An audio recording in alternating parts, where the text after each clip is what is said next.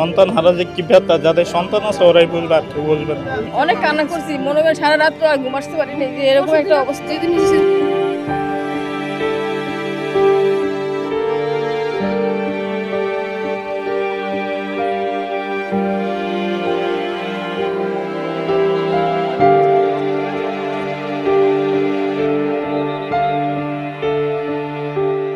আমরা দেখতে আমারও খুব কষ্ট লাগে, শুনে আসছে দেখার জন্য, দেখি কি হয়, কিভাবে মারা গেছে, কিভাবে হয়েছে। এতগুলা বাচ্চা মারা গেল, আসলে আপনাদেরও তো বাচ্চা আছে। এই যে আমার মেয়ে একটা মাদ্রাসা পড়ে, আমার বোনের মেয়েরা বাচ্চাটিতে পড়ে, আর এই যে একটা আমার মেয়ে, আমরা সবাই আসছি দেখার জন্য। খুব কষ্ট পাইছি যখন মোবাইলে দেখছি, তখন অনেক কান্না করছি, মনে করেন সারা রাত আর ঘুম আসতে পারিনি যে এরকম একটা অবস্থা। যেদিন সেদিন তো ঘুম আসেনি, সারা রাত জাগনা ছিল। তারপরে উনি আসছে, ওনার সাথে ওনারা নিয়ে আসলাম দেখার জন্য। যখন ঘটনাটা দেখি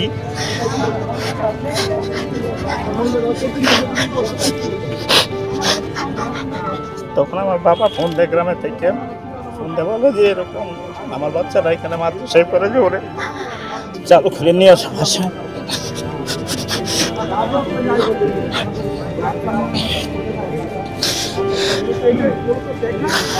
আমার তো কিছু হয় নাই, আমার আত্মীয় স্বজনেরও কিছু হয় নাই। যারা সন্তান হারিয়েছে ওরা কত ব্যথা জানি পাইছে, ওরা কত কষ্ট পাইছে, ওরা কি নিয়ে বুঝ দিব মন বোঝানোর মতো না। সন্তান হারা যে কি ব্যথা, যাদের সন্তান আছে ওরাই বুঝবে, আর কেউ বুঝবে না। আজকে বাবার কথা অনেকে শোনে না, মার কথা শোনে না, কিন্তু যাদের সন্তান আছে ওরা বিশ্লেষণ করতে পারে যে কত কষ্ট সন্তান হারানোর ব্যথা। আমার সন্তান যদি একটু অসুস্থ হয় তাহলে আমার ঘুম হয় না, যে ওরা কীভাবে কোন ডাক্তারের কাছে গেলে ভালো হইব, কোথায় ভালো ডাক্তার আছে ওইটা কোন। যাদের সন্তান হারানো গেছে ওদের কি কষ্ট একমাত্র মালিককে জানে, আর কেউ জানে না। কোথা থেকে আসছে? আমি ব্রাহ্মণবাড়িয়া থেকে আসছি, একা? আমার ওয়াইফ আসছে, আমার বাচ্চা নিয়ে আসছি।